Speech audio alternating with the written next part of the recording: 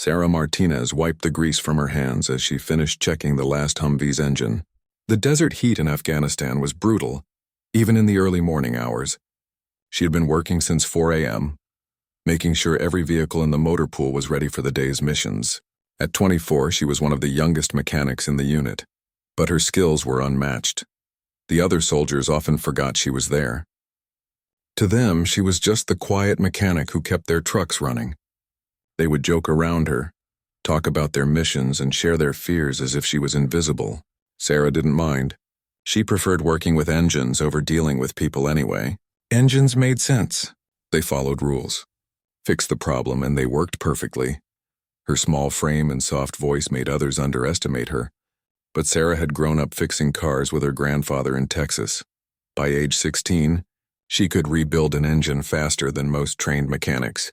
When she joined the Army, she thought she'd spend her entire service safely behind the lines, keeping vehicles running while others fought the real battles. The forward operating base was buzzing with activity that morning. Delta Team, an elite SEAL unit, was preparing for a high-priority mission.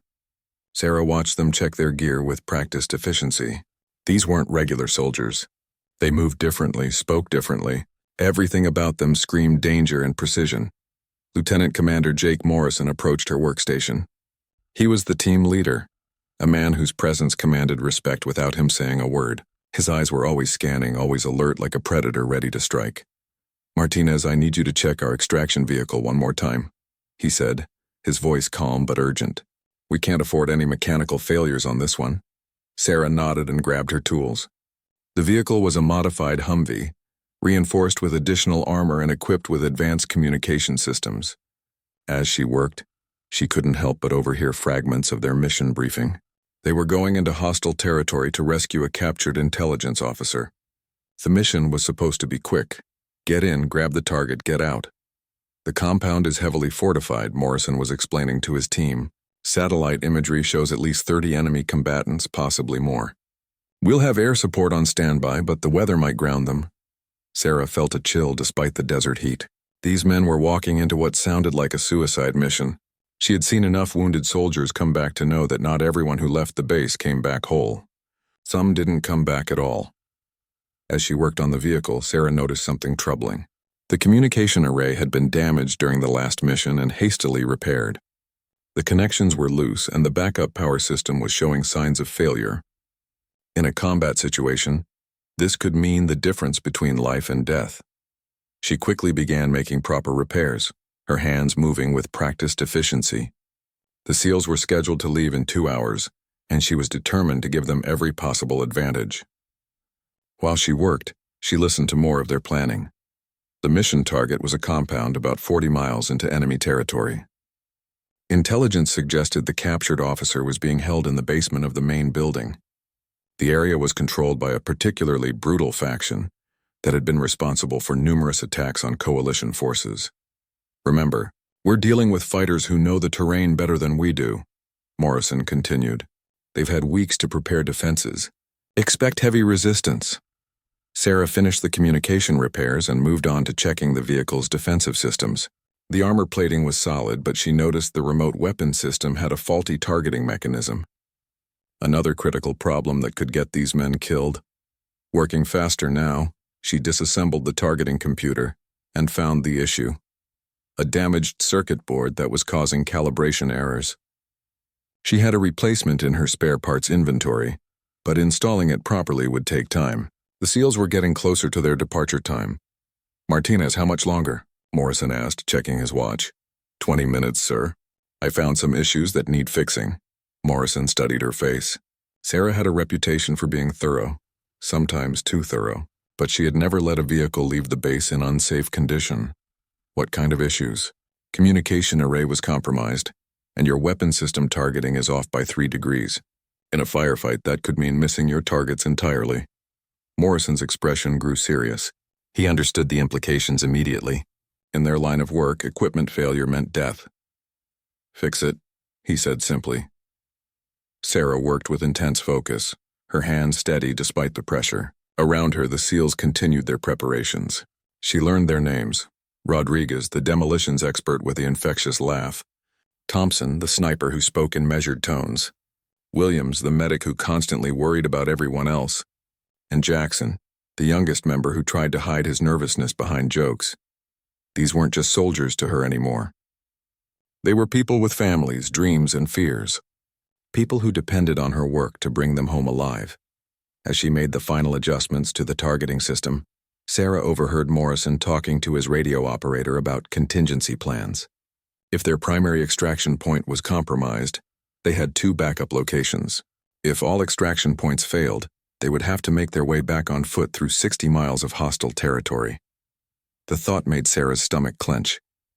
She had seen the casualty reports from other missions. She knew the statistics.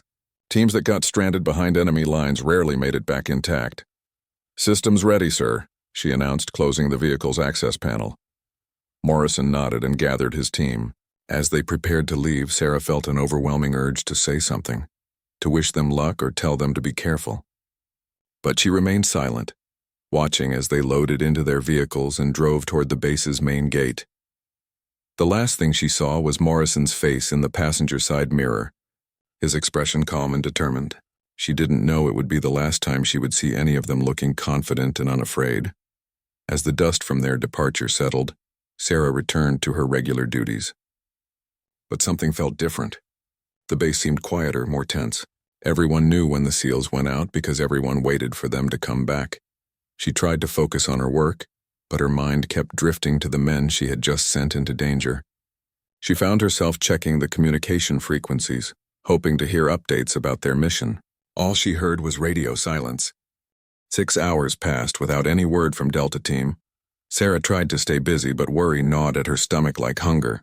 She had worked on dozens of vehicles for special operations teams, but she had never felt this personal connection to a mission before. Maybe it was because she had heard their planning, learned their names, seen the quiet determination in their eyes. The base's communication center was a hub of activity. Radio operators sat at their stations, monitoring multiple frequencies and coordinating with various units across the region. Sarah had no official reason to be there, but she found herself walking past the building more often than usual, hoping to catch any news about the mission. Captain Rebecca Hayes, the base intelligence officer, emerged from the communication center looking troubled. Sarah had seen that expression before. It meant something had gone wrong. "Any word on Delta Team?" asked Sergeant First Class Davis, Morrison's friend who had stayed behind due to a training injury. Captain Hayes shook her head grimly. "They missed their first check-in. Could be nothing. Could be equipment failure. Could be they're maintaining radio silence for operational security." But her tone suggested she didn't believe any of those explanations. Sarah felt her chest tighten. The communication equipment she had repaired was working perfectly when they left. If they weren't responding to radio calls, it meant they either couldn't respond or were unable to respond. As evening approached, the situation became more serious. Delta Team had missed multiple check-ins and failed to report reaching their target. Weather conditions had indeed grounded the air support, leaving the team without their planned backup. Sarah found herself unable to eat dinner. She sat in the mess hall, picking at her food while listening to conversations around her. Everyone was talking about the missing team, sharing theories and expressing concern. Some thought they were maintaining radio silence for tactical reasons. Others worried they had been captured or worse. "Those SEALs are tough," said Private Johnson, trying to sound confident. "They've been in worse situations before."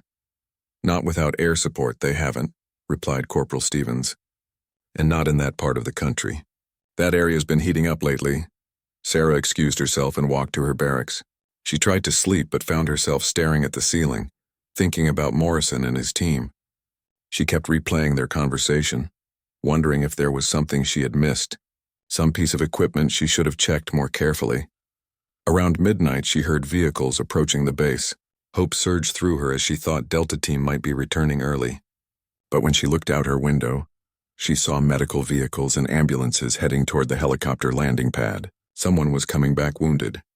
Sarah grabbed her jacket and hurried outside. A medical helicopter was landing, its rotor wash creating a dust storm in the darkness.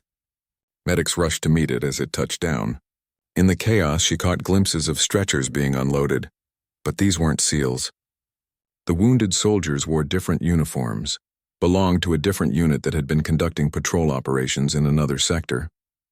Sarah felt relief mixed with disappointment. At least it wasn't Morrison's team, but it also meant they were still missing. She was about to return to her barracks when Captain Hayes approached her. "Martinez, I need you to prep a search and rescue vehicle. We're sending a team to look for Delta." Sarah's heart raced. What happened to them? "We don't know for certain.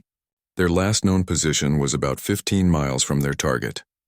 After that, nothing. Could be equipment failure. Could be they ran into trouble." Sarah worked through the night preparing vehicles for the search and rescue mission. She checked every system twice, ensuring nothing would fail when these men needed it most. The search team would face the same dangers that had apparently overcome the SEALs. As dawn broke over the desert, the search and rescue team departed. Sarah watched them disappear into the same hostile landscape that had swallowed Morrison's team. Now she had two groups of soldiers to worry about. Hours passed with no communication from either team.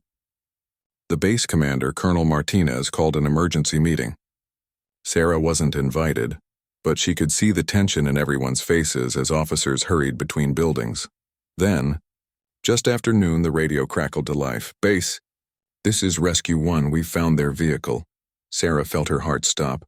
Found their vehicle could mean anything from mechanical breakdown to total disaster. "Go ahead, Rescue 1. The Humvee is destroyed. Looks like an IED blast, then small arms fire. No sign of personnel, friendly or hostile. Area shows evidence of sustained combat." Sarah sank into a nearby chair. The vehicle she had so carefully prepared was gone. More importantly, the men who had trusted her work were missing, possibly dead. "Any blood trails, Rescue 1? "Negative." Whatever happened here, the team moved away from the vehicle. Could be they escaped on foot, could be they were taken. The radio went silent again. Sarah stared at her hands, the same hands that had worked so hard to keep those men safe. She thought about Morrison's calm confidence, Rodriguez's laugh, Thompson's quiet professionalism. Were they lying dead in some desert ravine, or worse, captured by enemies who showed no mercy to prisoners? Captain Hayes found her in the motor pool that evening. "I know you worked on their vehicle," she said gently.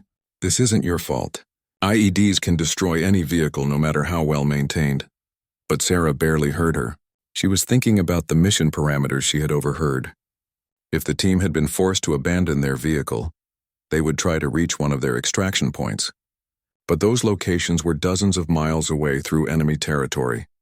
"Captain," Sarah said suddenly, "do we know which direction they were heading when they left the vehicle?" Hayes looked at her curiously. "Why?" "I heard their mission briefing. They had backup extraction points. If they're on foot, they might be trying to reach one of those locations."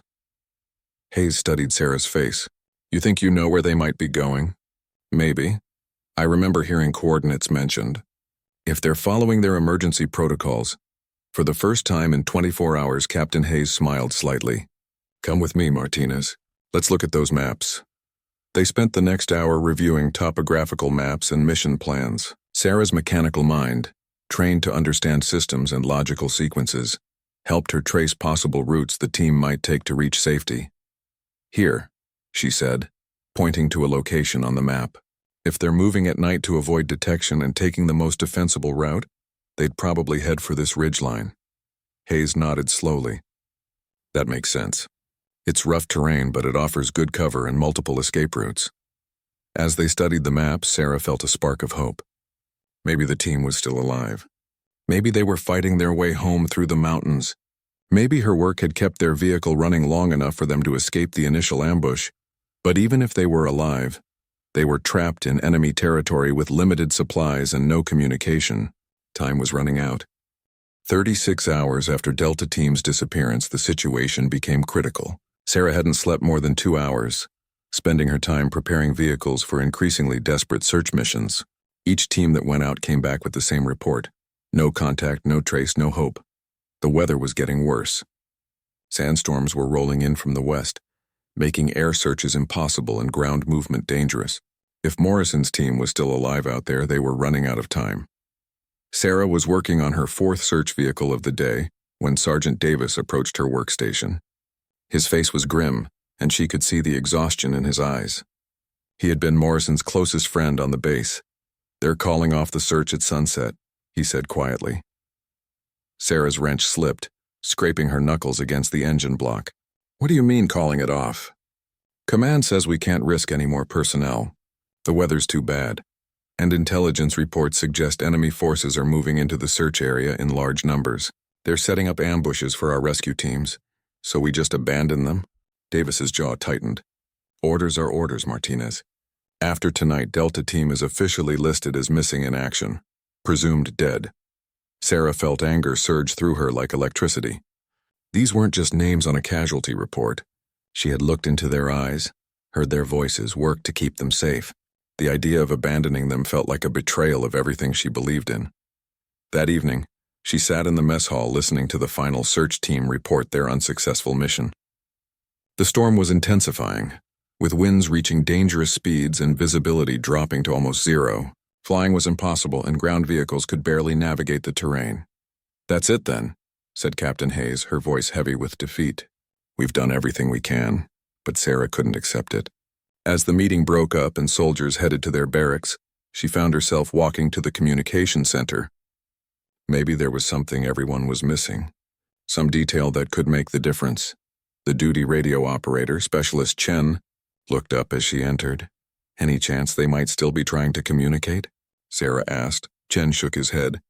"We've been monitoring all frequencies. If they had working communications, they would have called by now." Sarah stared at the radio equipment, thinking about the modifications she had made to their vehicle's communication system. Then something occurred to her. What about emergency frequencies? Low-power transmissions that might not carry very far? Chen paused. "We monitor the standard emergency channels, but in this weather, low-power signals wouldn't reach us from their last known position. What if they're closer than we think?" Chen looked at her with new interest. "What do you mean?" Sarah spread a map on the table. Everyone's been assuming they're still trying to reach their original extraction points. But what if they changed plans? What if they're trying to get back here? That would be over 60 miles through enemy territory. But it's also the most obvious route home. If they're thinking tactically, they might choose the unexpected option. Chen studied the map. Even if they were heading back here, they'd still be too far away for low-power transmissions. Sarah traced her finger along possible routes. Not if they made it to this area. She pointed to a mountain range about 20 miles from the base.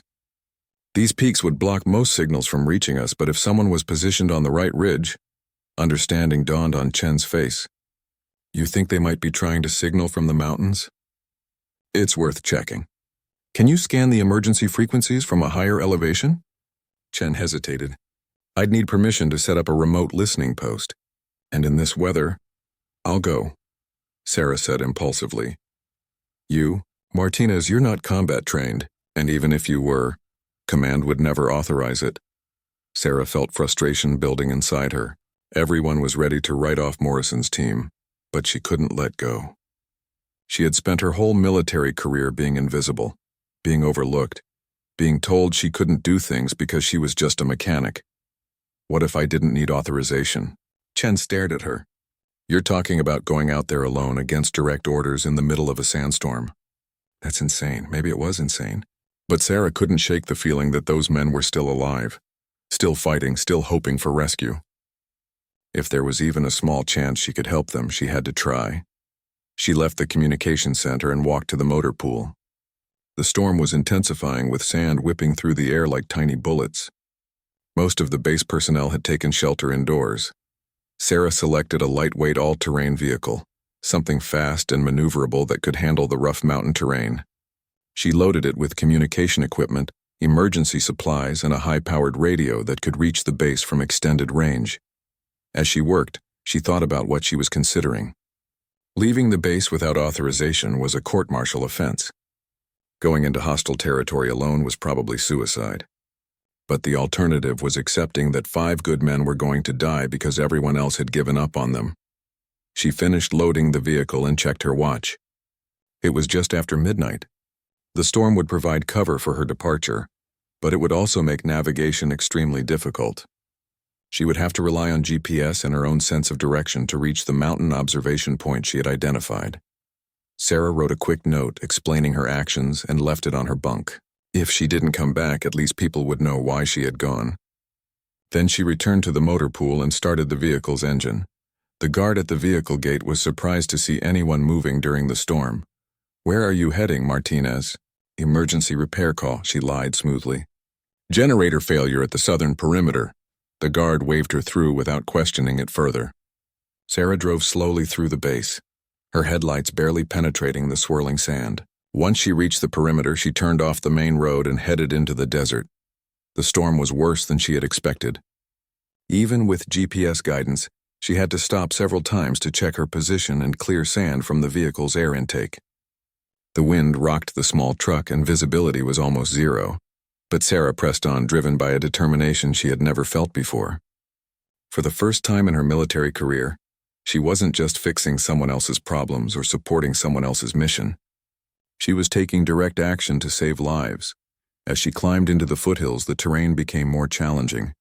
The vehicle's all-terrain capabilities were tested to their limits as she navigated rocky slopes and narrow passes. Several times she had to get out and move stones that were blocking her path. After 3 hours of difficult driving, she reached her target location, a ridge that offered a clear view of the valleys below and good radio reception back to the base. Sarah set up her communication equipment and began scanning the emergency frequencies. At first, she heard nothing but static. The storm was interfering with radio signals, making it difficult to distinguish between atmospheric noise and potential transmissions. But she persisted, methodically checking each frequency and listening for any sign of human communication. Then, just as dawn was beginning to break through the storm clouds, she heard it, a faint, intermittent signal on one of the backup emergency frequencies. It was barely audible, but it had the rhythm of deliberate transmission rather than random interference. Sarah's heart raced as she fine-tuned her equipment and tried to lock onto the signal. If this was Morrison's team, they were still alive. And if they were still alive, there was still hope. Sarah adjusted her radio equipment with trembling hands, trying to isolate the weak signal from the storm interference. The transmission was definitely deliberate, short bursts of static that followed a pattern. Someone was out there, using Morse code to communicate on an emergency frequency.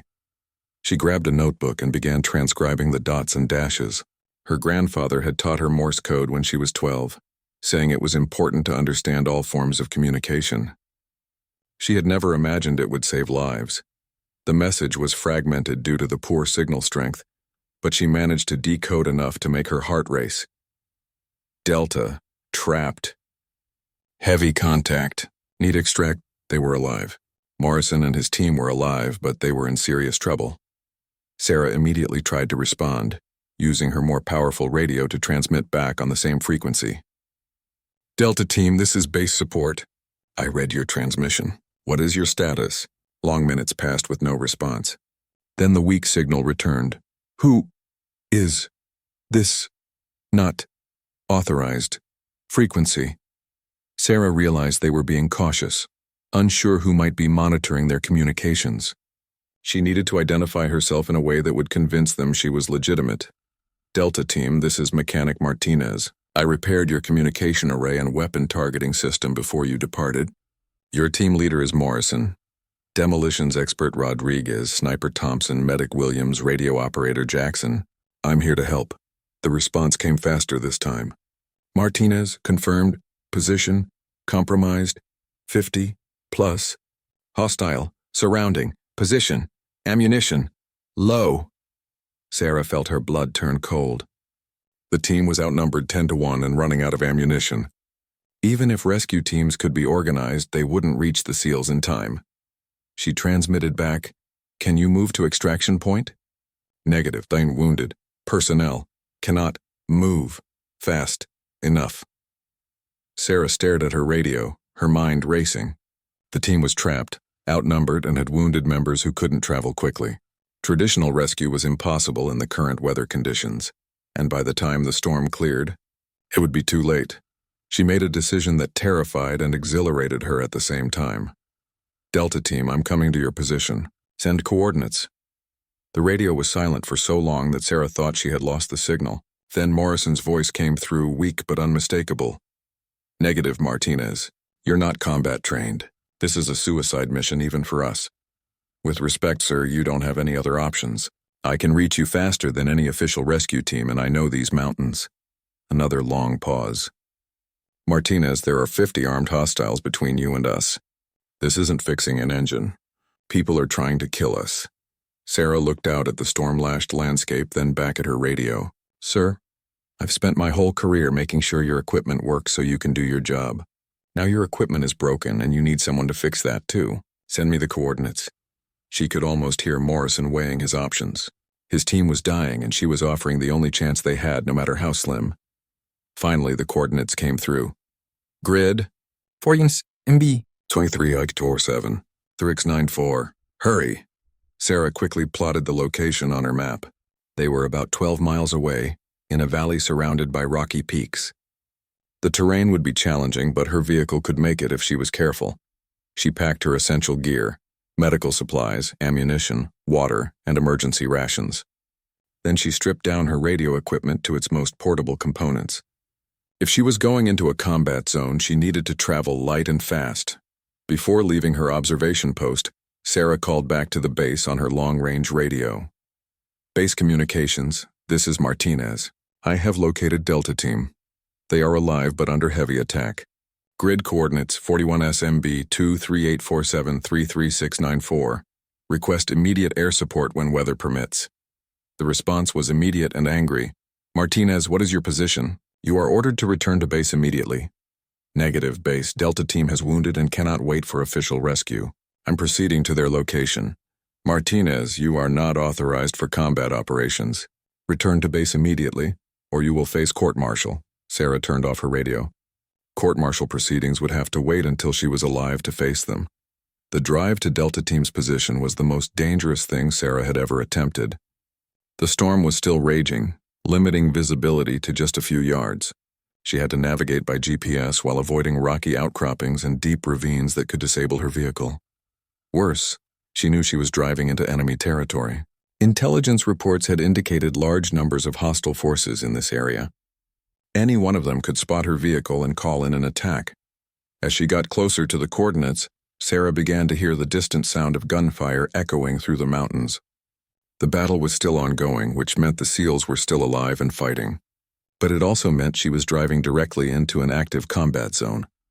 She stopped her vehicle about a mile from the coordinates and grabbed her binoculars. From her elevated position, she could see muzzle flashes in the valley below. The SEALs had taken position behind some large rocks, but they were completely surrounded. Enemy fighters were positioned on the high ground around them, making escape impossible. Sarah studied the tactical situation with her mechanic's mind, looking for weaknesses in the enemy's position. The hostile forces had superior numbers and position, but they were spread out across a wide area. Their attention was focused on the trapped SEALs, not on watching for outside threats. She formulated a plan that was either brilliant or completely insane. Instead of trying to fight her way through 50 enemies, she would use her mechanical skills and knowledge of explosives to create chaos and confusion. Sarah had learned a lot about demolitions from working with special operations teams. She understood how explosive devices worked, how to create diversions, and how to make big noises with small amounts of explosive material. She gathered all the emergency flares from her vehicle, along with some fuel containers and spare electronic components. With these materials, she could create a series of diversionary explosions that would make the enemy think they were under attack from multiple directions. As she prepared her improvised devices, Sarah tried not to think about what she was doing. She was a mechanic, not a warrior. Her job was to fix things, not to fight battles. But sometimes fixing things meant taking them apart first. And right now, she needed to take apart the enemy force that was trying to kill her friends. The sound of gunfire was getting more sporadic, which meant the SEALs were running low on ammunition. Time was running out. Sarah gathered her improvised weapons and began making her way down the mountainside toward the battle below. For the first time in her life, she was heading directly toward danger instead of staying safely behind the lines. The quiet mechanic was about to become something nobody, including herself, had ever expected. Sarah crept down the rocky slope, her heart hammering against her ribs. She had never been this close to active combat before. Every muzzle flash in the darkness made her flinch, and the sharp crack of rifle fire echoed off the canyon walls like thunder.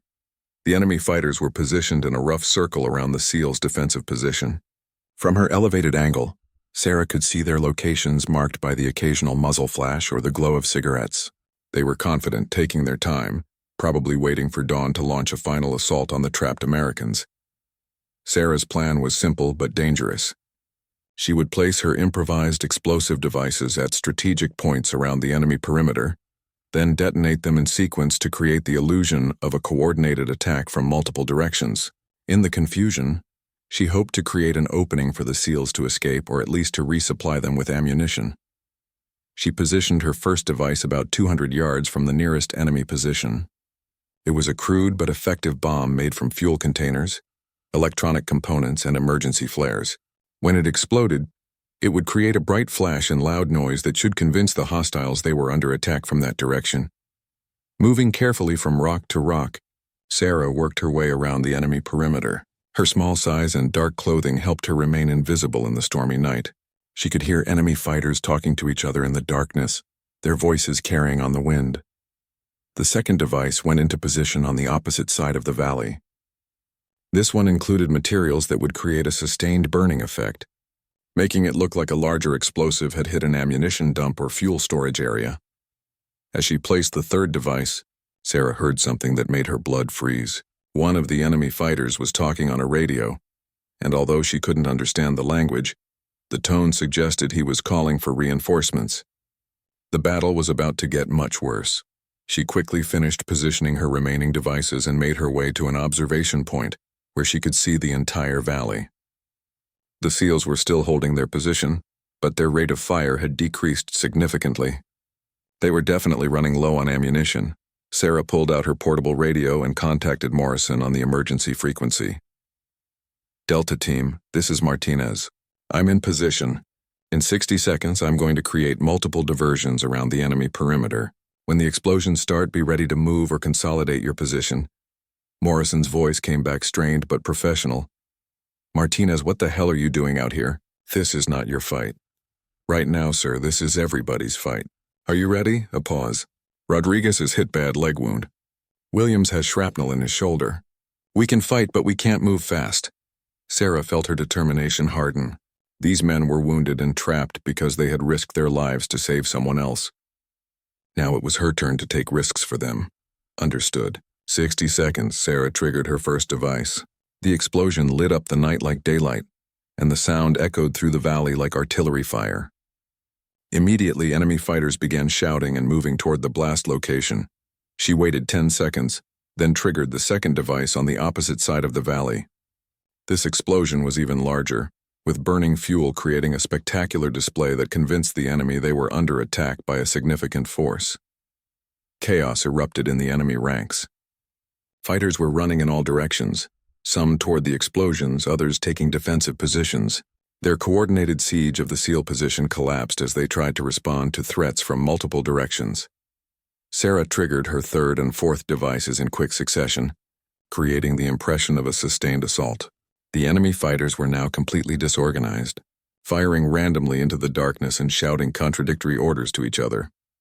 In the confusion, she heard the distinctive sound of American weapons opening up from the SEAL position. Morrison's team was taking advantage of the chaos to eliminate enemy fighters who had exposed themselves while responding to the diversions. But Sarah's celebration was short-lived. She soon realized that while her plan had created confusion, it had also drawn attention to her own location. Several enemy fighters had spotted her muzzle flashes and were moving in her direction. She grabbed her rifle, the first time she had ever carried a weapon in combat, and tried to remember her basic training. Aim carefully, control your breathing, squeeze the trigger smoothly. The principles were the same as adjusting precise mechanical components, just with deadlier consequences. Her first shot missed completely, the bullet striking rocks several feet from her target. The enemy fighter spotted her muzzle flash and returned fire, bullets whining off the stones around her position. Sarah's second shot was better, catching the fighter in the shoulder and spinning him around. He fell behind cover, but she could hear him calling out to his companions. More fighters were coming her way. She realized she was in serious trouble. Unlike the SEALs, she had no formal combat training, limited ammunition, and no backup. She was one person with a rifle facing an unknown number of experienced fighters who knew the terrain better than she did. But as she prepared to retreat, Sarah heard Morrison's voice on the radio. "Martinez, we see your position. Stay low, we're coming to you." "Negative," Sarah transmitted back. "You have wounded. Stay in your defensive position. That's not how this works, mechanic. Nobody gets left behind. Through her scope, Sarah could see muzzle flashes moving toward her position. 3 enemy fighters were advancing up the slope using the rocks for cover. Behind them, she could see more fighters repositioning to cut off her escape routes. Sarah forced herself to stay calm and think like a mechanic. Every problem had a solution if you understood the system well enough. The enemy fighters were treating this like a standard tactical situation. But Sarah wasn't a standard opponent. She had one advantage they didn't expect: her intimate knowledge of explosives and electronic systems. While placing her diversionary devices, she had kept one special surprise in reserve. Hidden in her backpack was a larger device she had constructed from military-grade components taken from damaged vehicles. The device was essentially a directed fragmentation charge, similar to what was used in defensive mines, but modified to create a wider blast pattern. It wasn't sophisticated, but it didn't need to be. Sometimes the simplest solutions were the most effective. Sarah waited until the 3 fighters were clustered together behind a large boulder, then activated her device and threw it toward their position. The explosion was smaller than her diversionary charges, but far more deadly. The fragmentation pattern swept the area where the fighters had taken cover. The hillside fell silent except for the ringing in Sarah's ears. She had just killed 3 people, something she had never imagined herself capable of. The reality of it hit her like a physical blow, but she pushed the emotion aside. There would be time to process this later if she survived. More enemy fighters were moving toward her position, but now they were being more cautious. They had realized that the lone figure on the hillside was more dangerous than they had initially thought. Sarah used their caution against them, moving quickly from position to position while they advanced slowly. Her mechanical training had taught her to think systematically, to analyze problems step by step. She applied the same methodology to combat, treating each enemy fighter as a component that needed to be removed from the system. Her shooting improved rapidly as muscle memory from target practice took over. The rifle became an extension of her will, no different from the precision tools she used in her daily work. Each shot was calculated, deliberate, efficient, but ammunition was becoming a problem. She had started with limited supplies, and each shot brought her closer to being defenseless. Worse, the sound of her rifle fire was drawing more enemies to her location. That's when she heard the most beautiful sound in the world, the distinctive report of American weapons firing in support. Morrison's team had moved from their defensive position and were engaging the fighters trying to surround her. "Martinez, we're moving to your position." Morrison's voice crackled over the radio. "Keep their heads down for 30 more seconds." Sarah emptied her remaining ammunition in controlled bursts, forcing the enemy fighters to take cover long enough for the SEALs to close the distance. When her rifle clicked empty, she drew her sidearm and continued firing. Then suddenly Morrison was beside her, his team spreading out to establish a defensive perimeter. Despite his wounds, Rodriguez was functioning effectively, and Williams was treating his own shrapnel injuries while providing covering fire. "Nice work, mechanic," Morrison said grimly. "But we're still outnumbered and low on ammunition. Your diversions bought us time, but we need to get out of here before they reorganize." Sarah looked around at the tactical situation. They were on high ground, which was good for defense but bad for escape. The enemy still had superior numbers and was beginning to coordinate their movements again. "How's your ammunition situation?" she asked. 2 magazines per person, maybe 3 for Thompson. Not enough for a sustained firefight." Sarah's mind raced through possibilities. They needed either more firepower or a way to reduce the enemy's numbers significantly. Then she remembered something from her vehicle inventory. "There's emergency ordnance in my truck," she said. "Military-grade explosives for clearing obstacles. If we can reach it." Morrison studied the terrain between their position and where Sarah had left her vehicle. "That's 400 yards through open ground with hostiles on 3 sides. It's doable but risky." "Everything we've done tonight has been risky," Sarah replied. "The difference is this gives us a chance to win instead of just survive." Morrison nodded slowly. "Thompson, Rodriguez, you're with me. Williams, you and Martinez hold this position. If we don't make it back, try to break contact and head for the extraction point." Sarah grabbed Morrison's arm. "I should go with you. I know exactly where the explosives are stored and how to prepare them quickly." "You've done enough, Martinez. This is our job now." But Sarah shook her head. "With respect, sir, I'm the only one here who knows how to modify those charges for maximum effectiveness against personnel. You need me for this. Morrison looked into her eyes and saw the same determination that had driven her to risk everything to save his team. All right, mechanic. Let's go get some bigger tools. The sprint to Sarah's vehicle was the longest 400 yards of her life. Morrison, Thompson, and Rodriguez moved with practiced efficiency, providing covering fire while she ran between positions of cover. Every few seconds, bullets whined past her head or sparked off the rocks around her. Sarah's vehicle sat in a depression between two ridges, partially hidden from the main enemy force but exposed to fighters positioned on the higher ground. As they reached it, Thompson immediately took position to provide overwatch while Morrison and Rodriguez established a defensive perimeter. "Where are the explosives?" Morrison asked urgently.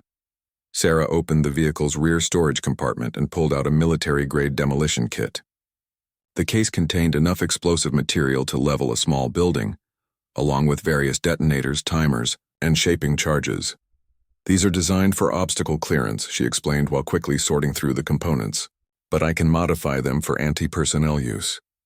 Her hands moved with practiced precision, treating the deadly explosives like familiar mechanical components. She had studied demolitions extensively as part of her advanced mechanical training, learning how different explosive configurations could be used to solve various problems.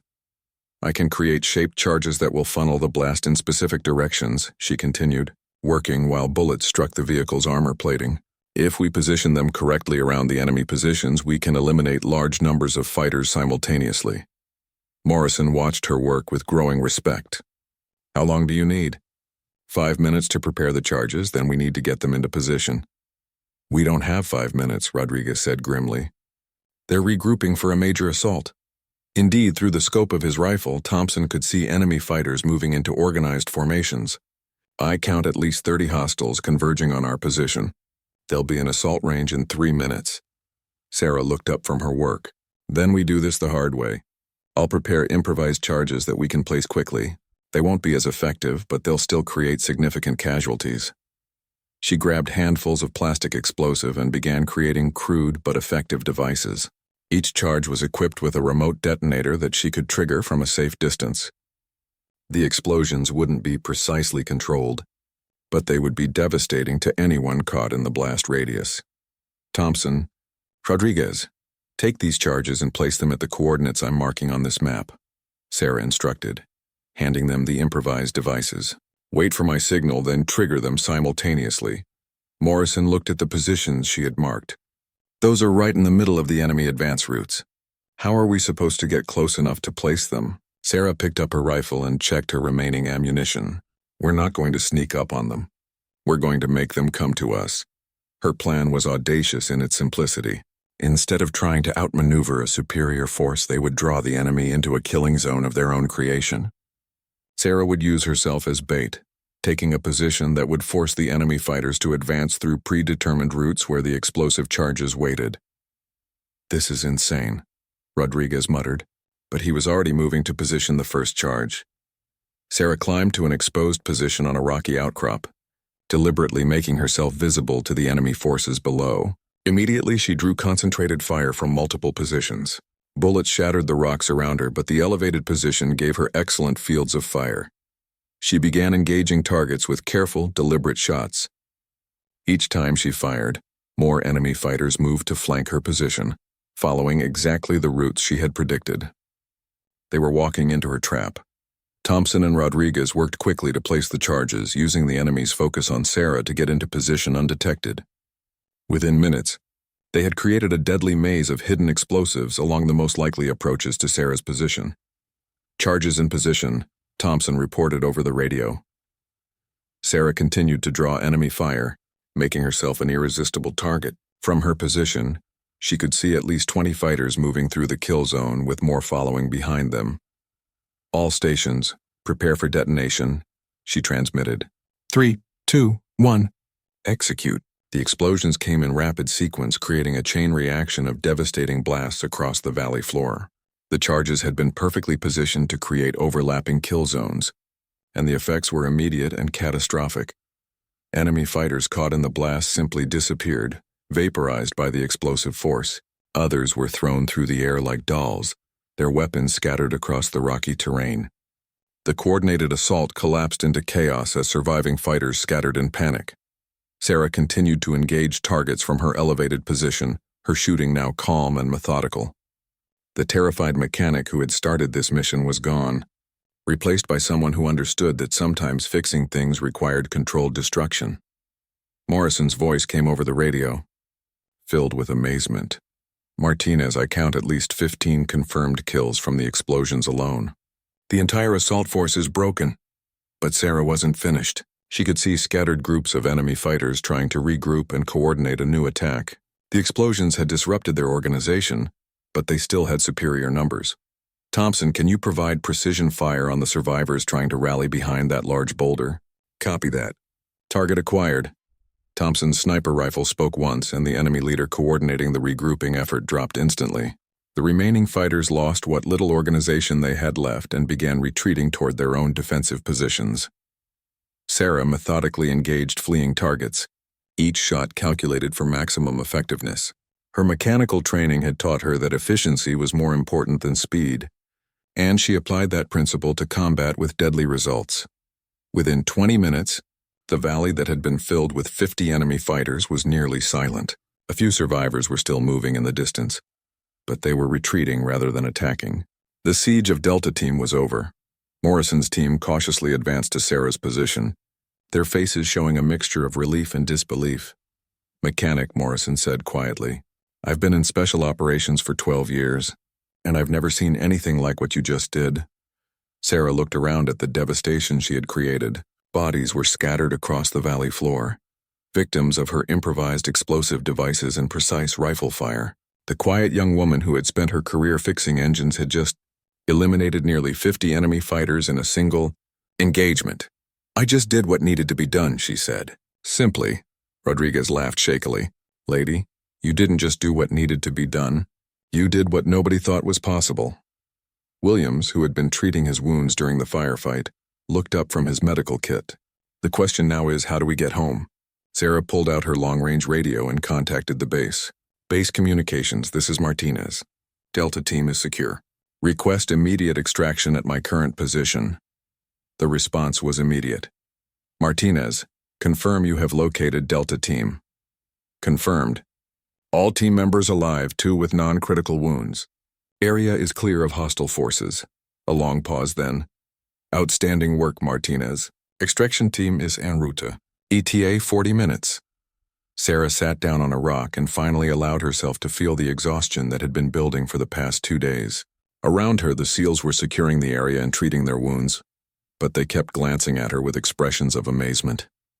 She had started this mission as a mechanic trying to save some soldiers. She was ending it as something entirely different, though she wasn't quite sure what that was yet. The extraction helicopters arrived exactly 40 minutes later, their rotors beating against the dawn sky like thunder. Sarah watched them approach with mixed emotions. The mission was over, the SEALs were safe, but she knew her life had changed forever in ways she was still trying to understand. As the medical team worked on Rodriguez and Williams, loading them onto stretchers for transport back to the base, Morrison approached Sarah. His face was serious, but there was something new in his eyes when he looked at her, respect that hadn't been there before. Martinez, what you did tonight, he began, then stopped. Hell, I don't even know how to describe what you did tonight. Sarah looked around the valley one more time. In the growing daylight, the full scope of the destruction she had caused was becoming visible.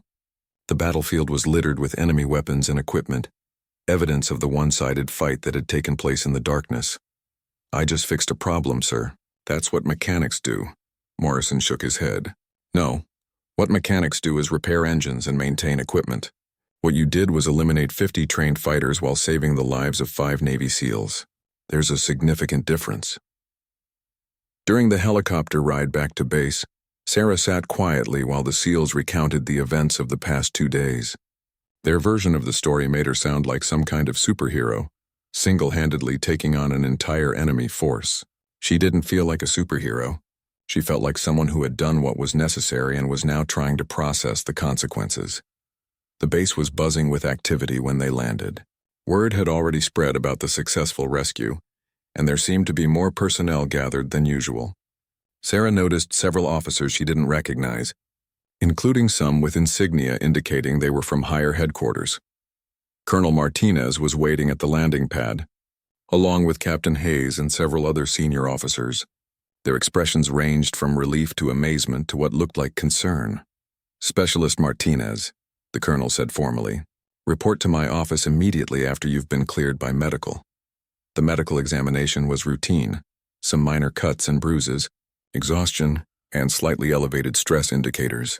The medic, a sergeant she had known for months, looked at her differently now. "Is it true you took out 50 enemy fighters by yourself?" he asked while checking her blood pressure. "The explosives did most of the work," Sarah replied. "I just positioned them correctly." "Yeah, but you also had to survive long enough to trigger them and then pick off the survivors with rifle fire. That takes serious skill." Sarah didn't respond. She was still trying to reconcile the person she had been 2 days ago with the person she apparently was now. The transition from invisible mechanic to combat hero felt surreal. Colonel Martinez's office was crowded when she arrived. Besides the colonel, Captain Hayes was there, along with Morrison and 2 officers she didn't recognize. One wore the insignia of a full colonel from Special Operations Command, and the other appeared to be a civilian in an expensive suit. "Specialist Martinez," Colonel Martinez began, "your actions over the past 48 hours have been extraordinary. You disobeyed direct orders, left your assigned post without authorization, and entered a combat zone alone." Sarah felt her stomach drop. Court-martial proceedings, dishonorable discharge, possibly even prison time. She had known this was coming, but hearing it stated so formally made it real. "However," the colonel continued, "your actions also resulted in the successful rescue of 5 Navy SEALs who would otherwise have been killed or captured. You eliminated a significant enemy force and provided crucial intelligence about hostile operations in that sector." The Special Operations Colonel stepped forward. "Specialist Martinez, I'm Colonel Roberts from SOCOM. What you accomplished last night was tactically brilliant and strategically significant. The enemy force you eliminated was responsible for numerous attacks on coalition personnel over the past 6 months." The civilian spoke next. "Ms. Martinez, I'm David Chen from the Defense Intelligence Agency. The intelligence gathered from the weapons and equipment you captured has already provided valuable insights into enemy supply chains and operational methods." Sarah looked around the room, trying to understand where this conversation was heading. Morrison stepped forward. "Martinez, my team owes you our lives. What you did went far beyond the call of duty. It went beyond what anyone could reasonably expect from a mechanic or any other support personnel." Colonel Martinez opened a folder on his desk. "Specialist Martinez, you have several options available to you. The first is to accept disciplinary action for your unauthorized departure from base, with the understanding that the successful outcome of your mission will be considered as mitigating circumstances." Sarah nodded. That was what she had expected. "The second option," Colonel Roberts continued, "is to accept an immediate transfer to Special Operations Command for advanced combat training. Your demonstrated skills and tactical thinking make you an excellent candidate for Special Operations Forces." Sarah felt the room spinning slightly. They were offering her a chance to join the elite units she had only observed from a distance. "The third option," the civilian added, "is to accept a position with the Defense Intelligence Agency. Your mechanical expertise combined with your demonstrated combat capabilities would be valuable for specialized technical operations." Sarah stared at them, overwhelmed by the sudden transformation of her situation. 2 days ago, she had been an overlooked mechanic facing possible court-martial. Now she was being offered positions in some of the most elite units in the military. "I need time to think about this," she said finally. Colonel Martinez nodded. "Take all the time you need. In the meantime, you're being recommended for the Silver Star for your actions in rescuing Delta Team." After the meeting, Sarah walked back to her barracks in a daze. Other soldiers she passed looked at her with new recognition. Word had spread quickly through the base about what she had accomplished. She sat on her bunk and tried to process everything that had happened. The quiet mechanic who had started this journey no longer existed. In her place was someone who had proven capable of extraordinary things under impossible circumstances. Rodriguez appeared in her doorway, his leg in a cast but his smile intact. "Hey, hero. Mind if I come in?" "I'm not a hero," Sarah said automatically. "I just did what needed to be done." Rodriguez laughed. "You know, that's exactly what every real hero says." The fake ones are always talking about how heroic they are. He sat down on the chair across from her bunk. Martinez, I want you to know something. When we were trapped in that valley facing 50-1 odds with no hope of rescue, you didn't see a hopeless situation. You saw a problem that needed solving. That's not normal thinking. That's special. Sarah looked at him questioningly. Most people would have called for help and waited for someone else to handle it. You called for help, then went out and handled it yourself when no one else could. That's the difference between ordinary people and extraordinary ones. As Rodriguez left, Sarah lay back on her bunk and stared at the ceiling. She thought about her grandfather, who had taught her that every problem had a solution if you understood the system well enough. She had spent her career applying that principle to mechanical problems. Now she realized she could apply it to much bigger challenges. The decisions about her future could wait. Right now she was content knowing that 5 good men were alive because she had refused to accept that some problems were unsolvable. Outside her window, she could hear the familiar sounds of the motor pool. Engines running, tools clanging, mechanics shouting instructions to each other. It was a world she understood, a world she had been part of for years. But Sarah knew she would never be just a mechanic again. The events of the past 2 days had revealed capabilities she hadn't known she possessed, and opened doors she had never imagined walking through. Whatever she decided about her future, she would always remember the night she learned that sometimes the most important repairs happen not to machines, but to the impossible situations that trap good people in bad places. The unit's mechanic had become something more. She just had to decide what that something would be.